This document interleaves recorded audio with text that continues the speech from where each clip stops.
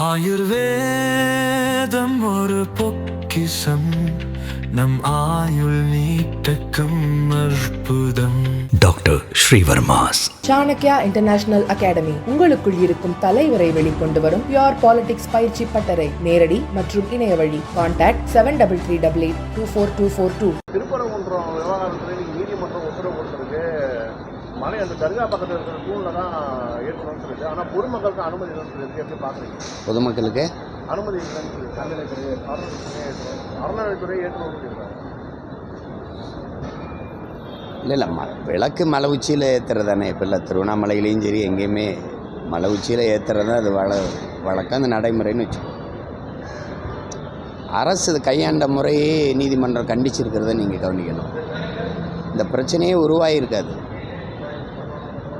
இரு சமய வழிபாட்டையும் அவரவர் வழிபாட்டை அவரவர் செய்யுங்க, ஒருத்தருக்கு ஒருத்தர் பிரச்சனை இல்லாமல் செய்யுங்கன்னு ரெண்டு சமய பெரியவர்களையும் கூப்பிட்டு பேசி ஒரு நல்லிணக்க குழுவை அமைச்சு அவங்க வழிபாட்டில் நீங்கள் தலையிடாதீங்க, உங்கள் வழிபாட்டில் அவங்க தலையிட மாட்டாங்கன்னு இதே அறநிலையத்துறை ஏற்றணும்னு சொல்லுதில் அப்படி அப்போவே செஞ்சுருந்தால் இந்த பிரச்சனையே வந்திருக்காது.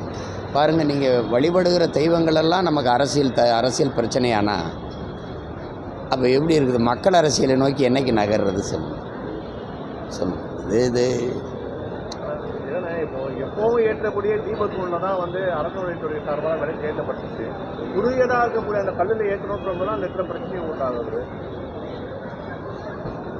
அவங்க சொல்கிறது என்னென்னா, பன்னெடுங்காலமாக வழிபட்டு வந்த அந்த விளக்கேற்ற முறை இடையில் நிறுத்தப்பட்டிருக்கு, இப்போ வேணுங்கிறாங்க.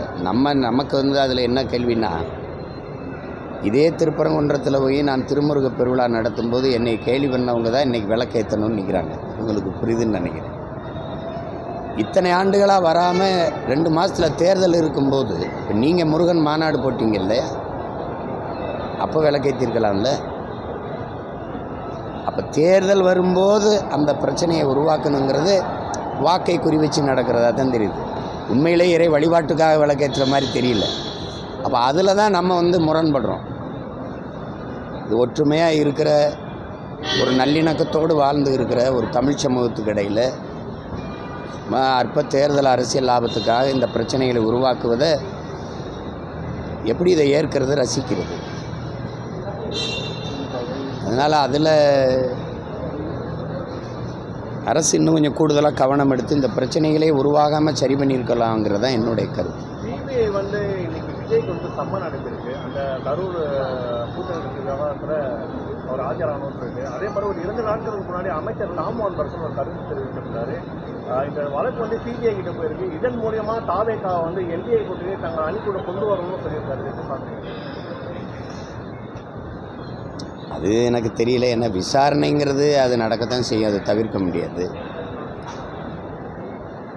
ஏன்னா இப்போ இவங்க மேலே எந்த இது இல்லைன்னா அதை அந்த விசாரணையில் தெளிவுபடுத்தினா சரியாக போச்சு. அதனால் அது இப்போ எனக்கு வராத அழுத்தம் யாருக்காவது வந்திருக்குன்னு நினைக்கிறீங்களா? கூட்டணிக்கு வர சொல்லி எனக்கு கொடுக்காத எனக்கு கொடுத்துருப்பாங்களா, கொடுத்துருக்க மாட்டாங்களா? அது நம்ம தான் முடிவெடுக்கணும். அதே போல் தற்போது சமூக வலைதளங்களும் ஒரு காணொலி வெளியாகிட்டு இருக்கு. அதாவது சீமானவர்கள் தமிழ்நாட்டை தமிழர்கள் தான் ஆகணும்னு சொல்லிட்டு பேசிக் கொண்டிருக்கிறார். ஆனால் தற்போது சௌராஷ்டிராவை சேர்ந்த ஒருவரை வேட்பாளராக நிறுத்திருக்காருன்னு சொல்லி ஒரு காணொலி பரவிட்டு இருக்கு. இது குறித்து அவங்க கருத்து. ஏன்னா வேற்று மாநிலத்தில் இருக்கிறவங்க தமிழர் ஆளக்கூடாதுன்றீங்க. ஆனால் அதை நான் ஒரு நிறைய விளக்கம் சொல்லிட்டேன். அதை நீங்கள் அவரவர் வசதிக்கு ஏற்ப புரிஞ்சுக்கிறீங்க. ஒரு நிலத்தில் வாழ்கிற ஒரு தேசிய இனம், ஒரு தாய் நிலத்தில் வாழ்கிற தேசிய இனம் தன் உரிமைக்கு தன் விடுதலைக்கு போராடுகிற போது அதே நிலத்தில் வாழ்கிற பிற மொழிவழி தேசிய இனங்களை பகை இனங்களாக மாற்றிக்கொண்டு வெல்ல முடியும். இப்போ இந்தியா போன்ற பெருநிலத்தில் பல தேசிய இனங்கள் இணைந்து வாழ்கிற ஒரு ஐக்கியம் இதில். இப்போ என் விடுதலையை என் உரிமையை நான் எல்லாரும் ஆதரித்து பேசினா தான் இந்தியா என் விடுதலையை ஆதரிக்கும். கவனிங்க தம்பி, இப்போ ஈழத்தில் நாங்கள் தனி நாடு கேட்டு போராடினா எங்களுக்கு சிங்கள மக்களின் ஆதரவும் இருந்தது. இல்லைன்னா என் தலைவன் 35 ஆண்டுகள் அந்த போராட்டத்தை தொடர்ச்சியாக எடுத்துகிட்டு போயிருக்க முடியாது.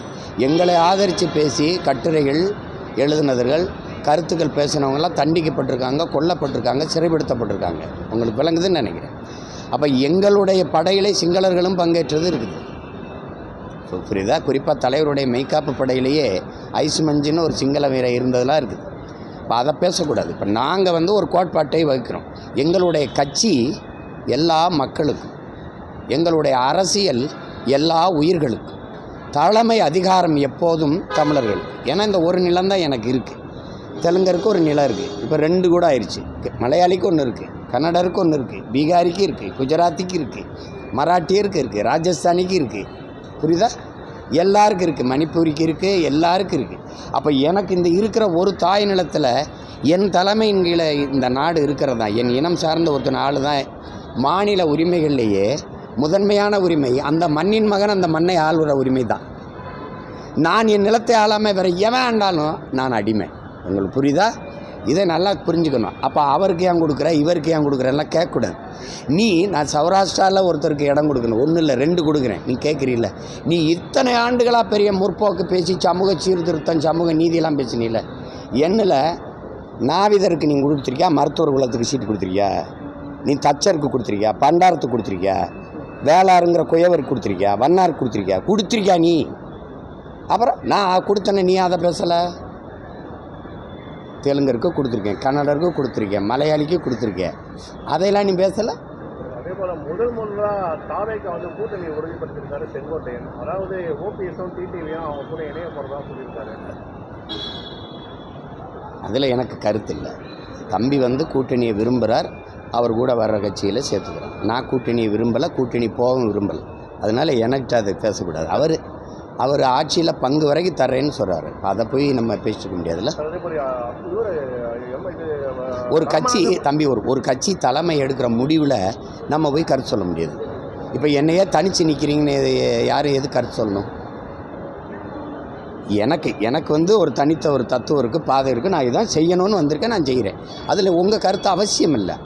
அதனால் இப்போ எங்கள் ஐயா டிடிவியோ எங்கள் அப்பா ஓபிஎஸோ தம்பி விஜய் கூட கூட்டணி வைக்க போகிறாங்க அப்படிங்கிறது அவங்களுடைய விருப்பம். அது அவங்க கட்சி, அவங்க நிலைப்பாடு, அவங்க கருத்து, கோட்பாடு. அதில் யாரும் கருத்து சொல்லக்கூடாது. நான் இல்லை, நீங்களும் சொல்லக்கூடாது. தொடர்ச்சியாக திமுகவுக்கும் காங்கிரஸுடைய கருத்து வேறுபாடுகள் போயிட்டு இருக்கு. இன்னைக்கு கூட வந்து பார்த்தீங்கன்னா நம்ம திமுகவோட எம்பி, அதாவது எம்எம் அப்துல்லா வந்து ஆர்எஸ்எஸோட குரலாக வந்து மாணிக் தாக்கூர் ஒழிக்கிறாருன்னு சொல்லியிருக்காரு. எப்படி பார்க்குறீங்க சார்? இல்லை, எனக்கு அதில் பெரிய கருத்து இல்லை. எனக்கு திமுக வந்து காங்கிரஸோட கூட்டணி வச்சுருக்கிறதுல எனக்கு கொள்ள வெறுப்பு இருக்குது, உங்களுக்கு தெரியும், புரியுதா? அவங்க 2 நான் கட்சி ஆரம்பித்தது இவங்களை ஒழிக்கத்தான். உங்களுக்கு என் இனத்தை கொன்னது கூட நின்னதில் அடுத்தவங்கெல்லாம் சொல்ல வேண்டியதில்லை. ரத்த சாட்சியாக நானே பார்த்த துரோகம் அது. அப்போ அதனால எனக்கு காங்கிரஸ் என்ன முடிவு எடுக்குதுன்னு இல்லை. இவங்க தானே அவரை ஜெயிக்க வச்சாங்க. சொல்லுங்கள், 4000 ஓட்டில் அவர் ஓட்டா? தம்பி விஜய் பிரபாகரனை வீழ்த்தி அவர் வென்றது எப்படி? இவங்க தான் ஜெயிக்க வச்சாங்க. இப்போ அவர் பேசுகிறாருல. நீங்கள் அவ்வளோ கஷ்டம்னா வெளியில் போய் நிற்க வேண்டியதானே, தனியாக போய் நிற்க வேண்டியதானே. இப்போ நான் நிற்கிறேன்ல, யாரோட சேராமல் அப்படி நில்லுங்க. திமுகவோட இருக்க பிடிக்கல, இல்லை யாரோடவா போங்க, நாங்கள் போகிறோம்னு சொல்லிட்டு போகணும். அது உள்ளே உட்காந்துட்டு பேசுகிறல, அதெல்லாம் வந்து அது பேரத்துக்கு வழிவகுக்கும். எங்களுக்கு இன்னொரு வாய்ப்பு இருக்குது, கூட கொஞ்சம் இடம் கொடுங்கன்னு கேட்குறதுக்கு வாய்ப்பு தருமே வெளியே, அதெல்லாம் செய்ய மாட்டாங்க. சரி, இப்போ திமுக அரசு வந்து இந்த பொங்கலுக்கு பரிசு தொகை, லேப்டாப் கொடுக்குறது, அதுக்கு அடுத்தால ஆசிரியர்களுடைய ஓய்வூதியம், இது எல்லாமே இப்போ ஓகே பண்ணுறாங்க. அது மட்டும் இல்லாமல் இந்த லேப்டாப் கொடுக்குறது ஒரு பெரிய திரைப்பட விழா மாதிரி எல்லா நடிகர்களையும் கொடுத்து பெருசாக பண்ணுறாங்க. இதை எப்படி பார்க்குறீங்க? அது கேவலமாக பார்க்குறேன். நான் இருக்கிறேன். இந்த அரசியலை நான் வந்து முற்றுமுழுதாக வெறுக்கிறேன். நாங்கள் திரும்ப திரும்ப சொல்கிறோம், இந்த கட்சிகள் வந்து கட்சி அரசியல், தேர்தல் அரசியல் தான் செய்யும், மக்கள் அரசியல் செய்யாது. விளம்பர அரசியல், செய்தி அரசியல் தான் செய்யும், சேவை அரசியல், செயல் அரசியல் செய்யாது. இது நீங்கள் எப்படி வேணாலும் எடுத்து பாருங்கள், அதுதான் செய்யும். நீங்கள் இந்த பழைய ஓய்வூதிய திட்டத்தை கேட்டு பன்னெடுங்காலமாக அரசு ஊழியர்கள் போராடுறாங்க. உங்களுக்கு புரியுதுன்னு நினைக்கிறேன். அவங்க கேட்டது இப்போ நீங்கள் இருக்க புதிய ஓய்வூதிய திட்டம் இல்லை, அந்த ஓய்வூதியத்தை நிறைவேற்றுன்னு இல்லை, பழைய அதுதான் ஜாக்டேஜியோ பல ஆண்டுகளாக. இப்போ நீங்கள் அறிவிக்கிறதை ஏன் போன ஆண்டு அறிவிக்கலை? போன ஆண்டு இதே கோரிக்கை வச்சு போராடினாங்க, அதுக்கு முந்த ஆண்டும் போராடினாங்க. இப்போ தேர்தல் வரும்போது அறிவிக்கிறதுனால இது என்ன சொல்கிறது? தேர்தல் அரசியல்னு சொல்கிறோம். போன ஆண்டு என் பொங்கலுக்கு பணம் கொடுக்கல. ஏற்கனவே 10 லட்சம் கோடி கடன் இருக்கும்போது இப்போ 6800 கோடி வருது. 3000 ரூபா கொடுக்கும்போது கரும்பு, அரிசி, சர்க்கரை இதோட சேர்த்தா பணம் மொத்தமாக 3000னா 2.5 கோடி குடும்ப அட்டைன்னா 6800 கோடி 7000 கோடி கிட்டத்தட்ட வந்து. இப்போ இந்த தேர்தல் அடுத்த மாதம் அறிவிக்க போகிற போது பிப்ரவரி இறுதியில் அறிவிப்பாங்கன்னு வச்சுக்கோங்க. இப்போ நீங்கள் கொடுக்கும்போது இது மக்கள் அரசியலா தேர்தல் அரசியலா? போன ஆண்டு கொடுத்துருந்தீங்கன்னா அது மக்கள் அரசியல், இப்போ கொடுத்தா அது தேர்தல் அரசியல். அதனால தான் இது தைப்பொங்கல் அல்ல, இது தேர்தல் பொங்கல்னு சொல்கிறது காரணம் அதுதான். அப்போ உங்கள் கவனம் நீங்கள் படிக்கிற மாணவர்களுக்கு கொடுக்கணும்னு ஒரு நோக்கம் இருந்தால் இதே மடிக்கணினியை போன ஆண்டு கொடுத்துருக்கலாமே. இப்போ அடுத்த மாதம் தேர்தல் வரும்போது இப்போ கொடுத்தா இது தேர்தல் அரசியல். நீங்கள் இறை வழிபாட்டை நீங்கள் என்ன பண்ணி விமர்சிச்சிங்க, திரை வழிபாட்டை விமர்சிக்கலை. கடவுள் வழிபாட்டை விட கதாநாயக வழிபாடு மேனாதுன்னு நீங்கள் கற்பிச்சிங்க. மாணவர்கள், பள்ளி கல்லூரி மாணவர்கள் அரசியல் பேசக்கூடாது, அரசியல் இயக்கத்தில் சேரக்கூடாது நீங்கள். ஆனால் திரைப்பட ரசிகனுடைய நடிகருடைய ரசிகர் மன்றத்தில் இருக்கக்கூடாதுன்னு சொன்னீங்களா? இல்லை. கல்லூரி பள்ளியில் திரைப்படம் பேசக்கூடாது, சினிமா பேசக்கூடாதுன்னு தடை போட்டீங்களா? இல்லை. கல்லூரி விழாக்களில் சினிமா நடிகர்கள், இயக்குநர்கள், இலக்கியவாதிகள், கற்றறிந்த சான்றோர்கள் பங்கேற்கிறதுக்கு பதிலாக கதாநாயகன், இயக்குநர்கள், நடிகைகள் பங்கேற்றவுடனே திரைப்படம் தான் உச்சம் நம் மனதில் ஏறியிருக்கு. அரசு விழாக்கள்லேயே நீங்கள் நடிகர்களை கூப்பிட்டு பேச விடும்போது என்ன ஆயிருந்தா இதுதான் அப்படின்னு ஆனவுடனே நடிகர் நாடாள்வது புரியுதா உங்களுக்கு? அரசியலுக்கு வர்றது வந்துடுது. இப்போ நீங்கள் என்ன பண்ணுறீங்க? இந்த மடிக்கணினி கொடுத்துல கல்வியில் ஒரு பெரிய மறுமலர்ச்சி, பெரிய புரட்சி வந்துடுதுன்றீங்க. இதே அப்போ போனாண்டு செய்யலை, அதுக்கு முந்தின ஆண்டு செய்யலை. இப்போ தேர்தல் வரும்போது அப்போ தான் நான் திரும்ப சிறங்கேளுங்க. வாக்கை கவலைப்படுகிறவன் மக்களின் வாழ்க்கையை பற்றி சிந்திக்க மாட்டான், கவலைப்பட மாட்டான். வாக்கை பற்றி சிந்திக்கிறவன், மக்களின் வாழ்க்கையை பற்றி சிந்திக்கிறவன், அதை பற்றி கவலைப்படுறவன் வாக்கை பற்றி கவலைப்பட மாட்டான். போட்டால் போட்டும், போலன்னா போட்டும். ஏன்னா மக்களின் வாழ்க்கை தான் முக்கியம். மக்களின் வாழ்க்கையை பற்றி கவலைப்பட்டுட்டா வாக்கு தானாக வந்துடும். அதை பற்றி கவலைப்பட்டு நீங்கள் இயங்கிட்டீங்கன்னா அது சரியாக வந்துடும். ஆனால் நீ என்ன பண்ணுற? கட்சி அரசியல், தேர்தல் அரசியல் தான் செய்கிற. தேர்தல் வரும்போது பல ஆயிரம் கோடியை வச்சு இந்த 6800 கோடி, இந்த மடிக்கணினிக்கு இவ்வளவு, இந்த ஆசிரியர் ஓய்வூதியத்துக்கு இவ்வளவு கொடுத்தா என்ன? 60 லட்சம் ஆசிரியர் இருக்கா, அவன் வாக்கை பறிக்கலாம். 30 லட்சம் மாணவன், அவன் குடும்பம், அவன் சார்ந்த வாக்கு. அப்போ எப்படி? பிஜேபி பீகாரில் குடும்ப அட்டைக்கு 10,000 போட்டுச்சு, 2 கோடிக்கு. நீங்கள் ஒரு மாதத்துக்கு 1000 12,000 போடுவீங்க. ரெண்டுக்கு வேறுபாடாக இருக்கா? ரெண்டு எதை குறி வைக்குது? வாக்கை தான். அப்புறம் இந்த நெல் கொள்முதல் டைமில் 40 ரூபாய் கமிஷன் வாங்கினதா எல்லா செய்தி சேனல்களையும் எல்லாம் உண்மை தகவல். அது இப்போ கரும்புக்கு 4 ரூபாய் கமிஷன் கேட்குறாங்க அப்படின்னு விவசாயிகள் பேட்டி கொடுக்குறாங்க. இது விவசாயிகளை தொடர்ந்து அடிக்கிற மாதிரி இருக்கு. நான் தான் சொல்கிறேன், இது கவர்மெண்ட் கிடையாது, இது கமிஷன் மண்டி. இவங்க கமிஷன் இல்லாமல் வேலை செய்ய முடியாது. உங்களால் பழகி போயிட்டாங்க. நீங்கள் இதை பேசிக்கிட்டு இருக்க முடியாது. மொத்தமாக தொடச்சி வாரணும். இவங்க ஒழிக்காமல் நீங்கள் நல்ல அரசு, நல்ல ஆட்சி, நல்ல அரசியல் அதெல்லாம் நீங்கள் நினச்சே பார்க்க முடியாது. சார் இப்போ நான் ஒன்று கேட்குறேன், நீங்கள் என்ன பண்ணிட்டீங்கன்னு உங்களை வரவேற்க கரும்பு அப்படியே தோரணம் கட்டி, வாழை அப்படி தாரோடு கொண்டாந்து கட்டி என்ன பண்ணிட்டிய? பல 1000 ஏக்கர், பல 100 ஏக்கர், பல 10 ஏக்கர், 20 ஏக்கரை வெட்டி வாழை கரும்பை கட்டி நீ போக என் சனம் சோறு வடித்த தண்ணி ஆறாக ஓடிச்சுங்கிறான். சிப்பிலேருந்து தானே முத்தெடுத்த, கரும்பு கண்ணில் அந்த மொழியிலேருந்து முத்தெடுத்தாங்கிற. நான் அவ்வளோ பெரிய பாரம்பரியம் மிக்க ஒரு இனத்தை இந்த வாழைத்தாருக்கு இந்த கரும்பு தட்டைக்கு நீ அல்லால விடுற பாரு. எங்களை மானங்கட்ட கூட்டமாக மாற்றின தவிர எனக்கு அந்த கூட்டம் நடந்துக்கிட்டு இருக்கும்போதே ஓடியாந்து இந்த வாழைத்தாரை அறுக்கிறதையும் கரும்பை பிக்கிறது பார்க்குறீங்களா இல்லையா? ஒரு தன்மானமிக்க ஒரு தமிழ் மகன் உனக்கு தூக்கம் வருமா அந்த காட்சியை பார்த்து? என் இனத்தை இப்படி பரதேசி கூட்டமாக நிறுத்திட்டீங்களாடான்னு கோவம் வருதா வரல? அப்புறம் தடுக்கிறதுக்கு என்ன மாதிரியான முயற்சிகள்? ஒழிப்பு தான் மொத்தமாக இவங்களை ஒழிப்பு. இந்த பொங்கலுக்கு 3000 ரூபாய் அறிவித்த 2 நாட்களில் ஆவின் பாலோட விலை வந்து ஏறி இருக்கு. இன்னைக்கு அது ஒரு பெரிய பேச போகிறது 25 ரூபா. சரி, காசை எங்கேருந்து எடுக்கிறது? நீங்கள் 3000 கொடுக்குறாருன்றீங்க. நீங்கள் ஒன்றும் சேர சோழ பாண்டிய வம்சாவளியில் இல்லை, பரம்பரை சொத்தை வித்துக்கிட்டு எங்களுக்கு கொடுக்குறதுக்கு. ஒன்று சொத்து வரி ஏற்றுவிய, கட்டணம் இல்லைன்னா மின் கட்டண உயர்வு ஏற்றுவிய, இல்லைன்னா பேருந்து கட்டண உயர்வு, இல்லைன்னா பாட்டில் 10 ரூபா கூட வாங்குவீங்க. இப்போ இந்த மாதிரி நீங்கள் சொல்கிற மாதிரி பால் விலையை ஏற்ற வேண்டியதுதான். உங்களுக்கு என்ன வேறு எங்கேருந்து எடுப்பீங்க சொல்லுங்கள்? 10 லட்சம் கோடி கடன் ஆயிடுச்சு, 80,000 கோடி, லட்சம் கோடிக்கிட்ட வட்டியே தொட போகிறோம். யார் கேட்டது? எங்களுக்கு பொங்கலுக்கு 3000 கொடுத்துருங்க. இப்போ யார் கேட்டது? கேட்குறான். சம வேலை சம ஊதியம் கொடுங்கன்னு வீதியில் நிற்கிறான். யார்? ஆசிரியர் நிற்கிறான். அறிவை போதிக்கிற அறிவு கருவறையில் இருக்கக்கூடிய ஆசிரியர் பெருமக்கள் வீதியில் நிற்கிறான். அன்னைக்கு கொரோனா வரும்போது தேவதைகளாக தெரிஞ்சாங்க இந்த சேவை பெண்கள், செவிலியர்கள். இன்றைக்கி தேவையில்லாமல் வீதியில் நிற்கிறாங்க. அவங்க கேட்டு போராடுறாங்க, அவங்களுக்கு கொடுக்க மாட்டேங்கிறீங்க. எங்கள் அம்மா என் தங்கச்சியெல்லாம் மாதம் 1000 ரூபா கொடுங்கன்னு வீதிக்கு வந்தாங்களா? நீங்கள் சொல்லுங்கள். உரிமை தொகை கொடுங்க நீங்கள் வந்தாங்களா? ஏன் கொடுக்குறீங்க? 950 கோடி இழக்கிறீங்க மாதத்துக்கு. தம்பி, நீங்கள் 3000 கொடுக்குறீங்க, 3000. ஆனால் ஒரு ஆள் ஒரு குடும்ப அட்டைக்கு 2 லட்சம் ரூபா கடன் இருக்கு. 3000 எனக்கு கொடுக்குறீங்க, ஆனால் 2 லட்ச ரூபாய் எங்கள் அம்மா மேலே கடன் இருக்கு. அப்புறம் திருப்பரங்குன்றத்தில் 2 மாதத்துக்கு தேர்தலுக்கு 2 மாதத்துக்கு முன்னாடி இந்த விவகாரத்தை கையில் எடுக்கிறாங்கன்னு நினைக்கிறீங்க? உங்களுக்கு திரும்ப திரும்ப சொல்கிறேன், அண்ணல் அம்பேத்கர் சொல்கிறாரு, தான் வாழுகிற நாட்டை விட சார்ந்திருக்கிற மதமே பெரிதென்று இவர்கள் செயல்பட தொடங்குவார்களே ஆனால் இந்த நாடு சுக்கு சுக்காக சிதறுவதை யாராலும் தடுக்க முடியாதுங்கிறார். நான் சொல்லலை, அறிவாசான் அண்ணல் அம்பேத்கர் சொல்கிறேன். உங்களுக்கு திரும்ப நான் உங்களுக்கு பதிவு பண்ண விரும்புகிறேன், மக்களை பற்றி சிந்திக்காமல், மக்களின் வாழ்க்கை தரத்தை மேம்படுத்துவது அவர்களின் நலனை பற்றி சிந்திக்காமல், சாமி கடவுள் இந்த மாதிரி இந்த சாதி மதத்தை பற்றி சிந்திக்கிறவன் மக்களை பற்றி சிந்திக்க மாட்டான். மக்களை பற்றி சிந்திக்கிறவனுக்கு இதை பற்றி சிந்திக்க நேரம் இருக்காது, தேவையும் இருக்காது. இவர்களுக்கு மதம் சாதி இதை தான் சுற்றி சுற்றி வருவாங்க. சாமி அவங்க சாமியை பற்றி கவலைப்படுவாங்க, நான் வாழுகிற பூமியை பற்றி கவலைப்படுவோம். எங்களுக்கு அவங்களுக்கு இருக்கிற முரண் அதுதான். நீங்கள் மலையை வெட்டுங்க, கவலைப்பட மாட்டேன். இப்போ மலை மேலே விளக்கத்தை போராடுறீங்கள, பக்கத்தில் இருக்க மலையை வெட்டிட்டு போகும்போது ஏன் வரலை? குன்று இருக்கிற இடமெல்லாம் குமரன் இருப்பான் இருக்குல்ல, அந்த குன்றில் இருக்கானா இல்லையா? அப்போ எப்படி இருக்கு இது? அயோத்தி ஆக்கணும்ல, அதெல்லாம் சாத்தியம் இல்லை. நீங்கள் அயோத்தியிலே தோத்துட்டீங்கல்ல. ராமர் கோயில் கட்டணுங்கிற பிரச்சனை இருக்கிற வரை அரசியல் இருந்துச்சு, கட்டி முடித்தவொன்னே அந்த தொகுதியிலே நீங்கள் தோத்துட்டீங்க. அது அகிலேஷ் என்ன பண்ணிட்டாரு, தாழ்த்தப்பட்ட ஒரு மகனை பொது தொகுதியில் நிறுத்தி உங்களை தோக்கடிச்சிட்டாப்புல. அது இங்கே எடுபடாது. ஏன்னா இது ஏன்னு கேளுங்க, தமிழ் சமூகம் அறிவு சமூகம். என்ன தான் இருந்தாலும் அது யோசிக்கும், சிந்திக்கும், இது எதுக்காக கொண்டு வரப்படுதுன்னு சிந்திக்கும்.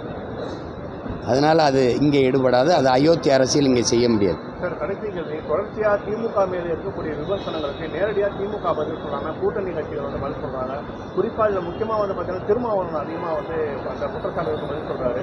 அதே போல் பார்த்தீங்கன்னா உங்கள் மேலே வைக்கக்கூடிய குற்றச்சாட்டு என்னன்னா, தளத்தில் எதிரியாக இருக்கக்கூடிய திமுகவை எதிர்க்காமல் பாதை மாதிரி விஜயை எதிர்க்கக்கூடிய செயலில் தான் சீமான் இருக்கிறான்னு சொல்லிட்டு சமூக வலைதளம் பேசுகிறாங்க. எடுத்து பார்க்குறீங்க? இப்போ தம்பி விஜயை நாங்கள் எதிர்க்கிறோன்னு நீங்கள் பார்த்தீங்கன்னா எப்படி சொல்கிறது சார்? சில கேள்விகளை கேட்டிருப்போம், அவர் முன்வைக்கிற கருத்தியல் கோட்பாடுகளை சில கேள்விகளை கேட்டிருப்போம். அது விமர்சனம்னு பார்க்குறதோ அது எதிர்ப்புன்னு பார்க்குறதோ தப்பு. உங்களுக்கு புரியுதா? நான் தம்பியை எதிர்க்கிறதுக்கு கட்சி ஆரம்பித்தேன் இல்லை, பல தடவை உங்களுக்கு சொல்லிட்டேன். புரியுதா உங்களுக்கு? திரும்ப திரும்ப சொல்கிறேன், என்னை எதிர்க்கிறவன் எல்லாரும் எதிரி இல்லை. நான் யாரை எதிர்க்கிறேனோ அவன் தான் எதிரி. நான் களத்தில் எதிரியை குறிச்சிட்டு இறங்கினவன். எதிரியை குறிச்சிட்டு சீமானவர்களுடன் எதிரி யார் சார்? 4 பேர் உங்களுக்கு. இந்திய கட்சிகள், திராவிட கட்சிகள். என் இனம் என் மொழியை அழிச்சவன் யார்? என் மாநிலத்தின் உரிமையெல்லாம் பறிச்சவன் யார்? என் நிலத்தின் வளத்தை எல்லாம் கொள்ளையடிச்சிட்டு போகிறவன் யார்? என் இனத்தை போர் நடத்தி சாகடிச்சவன் யார்? அதுக்கு கூட நின்னவன் யார்? போராடி தடுக்கிற உயரத்திலிருந்து வேடிக்கை பார்த்து நின்னவன் யார்? காங்கிரஸ் போரை நடத்திச்சு. ஒரு 2G அலைக்கட்டுக்காக 1 மாதம் பாராளுமன்றத்தை முடக்கி போட்ட பாரதிய ஜனதா பக்கத்தில் ஒரு தீவில் இப்படி மானோட சமூகத்தை கொண்டுகிட்டு இருக்கே, சக மனித சாவனு கூட தலையிட்டு அந்த போரை நிப்பாட்டுன்னு பேசலையா? அது யார்? போராடி நிறுத்துகிற உயரத்தில் இருந்த அதிமுக ஒரு தடவை கூட அந்த போரை நிப்பாட்டுன்னு போராடாமல் இருந்தது யார்? அப்போ இவங்கெல்லாம் என்னுடைய எதிரிகள். நாற்பக்கம் எதிரி, நடுவில் நம் தமிழ் தாயை நாம் புரட்சி பாவலாம். இப்போ நாற்பக்கம் எதிரி, நடுவில் நாம் தமிழர் கட்சி. இதில் தம்பியவே எங்களுக்கு எதிரியும் இல்லை, போட்டியும் இல்லை. நான் ஒரு கருத்தில் என் கோட்பாட்டோடு யாரும் மோதுறாங்க. நீங்கள் திராவிடருங்கிறீங்க, நாங்கள் தமிழருங்கிறோம். நீங்கள் இந்தியருங்கிறீங்க, நாங்கள் தமிழர்கள், இந்திய நாட்டின் குடிமக்களுங்கிறோம். இங்கே மாறுபடுது, கோட்பாடு மாறுபடுது. நீங்கள் ஊழல் லஞ்சம்ன்றீங்க, நான் உண்மை நேர்மைங்கிறேன். புரியுதா உங்களுக்கு? நீங்கள் வாக்குக்கு காசுங்கிறீங்க, அது இல்லைங்கிறோம். நாங்கள் இலவசம்ங்கிறீங்க, இலவசம் பெற வேண்டிய ஏழ்மை வறுமை நிலை இல்லாத வாழ்க்கை தர உயர்வுங்கிறோம். இது ரெண்டுக்கு நிறைய வேறுபாடு இருக்குது. இதுதான் போட்டி. இதில் என் தம்பி எந்த பக்கத்தில் நிற்கிறாரு? அப்போ அது பேச்சு கிடையாது. அவருக்கு எனக்கும் போட்டி இல்லை. திராவிடத்தின் பெரிய கட்சி எது? அதோட தான் போட்டி. இவர் வர்றதுக்கு முன் இருங்க தம்பி, இவர் இப்போ இப்பதான் வர கேட்கறதுக்கு கையில் எடுக்காமல் தமிழக அரசியல்ல யாரும் நிலைநாட்ட முடியாதுன்ற ஒரு விஷயம் தானே இருக்கு. ஏன்னா நீங்களும் தொடர்ச்சியா பாத்தீங்கன்னா அரசியல் காலத்தில் நிக்கிறீங்க, போராட்டம் பண்ணி என்னை பேச விடுங்க. அதெல்லாம் நீ பேசிட்டு கூடாது. ஆட்சி அதிகாரத்துக்கு வரலைன்னா நீ பெரிய அப்பனுக்கு பிறந்த பொண்ணு ஆட்சி அதிகாரத்துக்கு காசு கொடுக்காம வந்து என்னை மோதி வெல்லுவா. உன் பெரியாரை தூக்கிட்டா, ஓட்டுக்கு காசு கொடுக்காத, உன் பெரியாரை வச்சுக்க. நான் என் தலைவனை வச்சுக்கிறேன், வெல்லுவோம். ஒன்று அதிகாரம் இருக்கிறனால பொங்கலுக்கு 3000 மடிக்கணினி, அதுக்கு ஆசிரியருக்கு ஓய்வூதியம், இதெல்லாம் கொடுத்து நீங்கள் வாக்கு பறிக்கிறீங்க. இது கொடுத்து வாக்கு காசு கொடுப்பீங்களா இல்லையா? ஒரே கேள்வி, கொடுப்பீங்களா இல்லையா? அதை மட்டும் சொல்லு. சரி, இதெல்லாம் அதிகாரத்துக்கு வராமல் தடுக்க முடியும்னு நினைக்கிறீங்களா சார்? அதிகாரத்துக்கு வர்றதுக்கு நீங்கள் எப்படி தடுக்க முடியாமல் எப்படி போராடி தானே இது பண்ணணும். ஒரே நாளில் வர்றதுக்கு நான் மந்திரக்கோள் இல்லையே. தனியாக நின்று தனியாக நின்று அங்கீகாரம் பெற்ற கட்சி அப்படி வர முடிஞ்சுச்சு? எப்படி வர முடிஞ்சுச்சு? எந்த பின்புலம் இருந்துச்சு? நடித்தனா 40 வருஷம் 35 வருஷம் நடித்து பெரிய ரசிகர்களை சந்திச்சு வச்சுருந்தேன்னா, இல்லை பரம்பரை எங்கள் அப்பா அமைச்சர் முதலமைச்சர் வாரிசா ஏதாவது ஒரு கட்சியிலேருந்து பிரிஞ்சு வந்தேன்னா சொல்லுங்கள். நீங்கள் அப்போது நீங்கள் பேசுகிறது அப்படி தப்பு, நீங்கள் அப்படி சொல்லக்கூடாது. அது எப்படி வர்றது போகிறது அப்படிலாம் பேசக்கூடாது. நீங்கள் இவர் சொல்கிறாரு பெரியார் இல்லாமல் அப்படின்னா ஈவேரா இல்லாமல் அரசியல் இல்லைன்னா எப்படி? ஜெயலலிதா வந்து ஒன்றும் பெரியாரை பேசி இங்கே அரசியல் செய்யலையே. பெரியாரை பேசாமல் இவ்வளோ தூரம் எப்படி வர முடிஞ்சதுனால? பெரியார் தான் பெரிய வலிமையான ஆற்றல் ஆயிடுச்சே. அப்புறம் எதுக்கு ஓட்டு காசு கொடுக்குற? கூட்டத்துக்கு சாராயம் பிரியாணி கொடுத்து கூட்டி வர? எது கூட்டி வர? தோற்று போயிடுச்சுல. அப்போது பெரியாருக்கு ஓட்டா, நீங்கள் கொடுக்குற 500 ரூபாயில் இருக்க காந்திக்கு ஓட்டா? பதில் சொல்லுங்கள், சிரிக்காதீங்க. தடுக்கிறதுக்கு அதிகாரத்துக்கு வரணும்னா கொடுக்காம தான் வரணும். இப்போ நம்ம அங்கீகரிக்கப்பட்ட கட்சி ஆகிறதுக்கு இவ்வளோ நாள் ஆயிருக்கு, என்ன எத்தனை வருஷம் இதுக்காக காத்திருக்க வேண்டி வரும்? இது மக்கள் மாற்றம்ங்கிறது மண்ணில் புரட்சி வருவதற்கு முன்பு மக்களின் மனத்தில் புரட்சி வரணுங்கிறான். நான் மாற்றத்தை விரும்புகிறேன். என்னை மாதிரியே மாற்றத்தை விரும்புகிற மக்கள் 36 லட்சம் பேர் பணம் கொடுத்தும் சாராயம் கொடுத்தும் சாப்பாடு கொடுத்தும் சாதியை சொல்லியும் மதத்தை சொல்லியும் தேடி என்னை போட்டிருக்காங்கல்ல. அதே மாதிரி இன்னொரு கூட்டம் வரும்ல மாற்றத்தை விரும்பி. அப்படி எல்லோரும் விரும்பும்போது ஒரு நொடியில் மாற்றம். அது எவ்வளவு நாளாகும், எவ்வளவு காலாகும், அதை பார்த்துக்கிட்டு வேலை செய்ய முடியாது தம்பி. எது சரியோ அதை தான் செய்யணும், புரியுதா? எளிதானதை செய்யக்கூடாது, சரியானதை செய்யணும். அது காலம் எடுக்க தானே செய்யும். நீங்கள் என்ன நட்ட உடனே தக்காளி காய்ச்சிருதா தம்பி? நட்ட உடனே கத்திரிக்காய் காய்ச்சிருதா தம்பி? அதுக்கே 90 நாள் காத்திருக்க வேண்டியது இருக்குது தம்பி. கொஞ்சம் பொறுங்க. சரி, ஓகே, ரொம்ப நன்றி. நன்றி.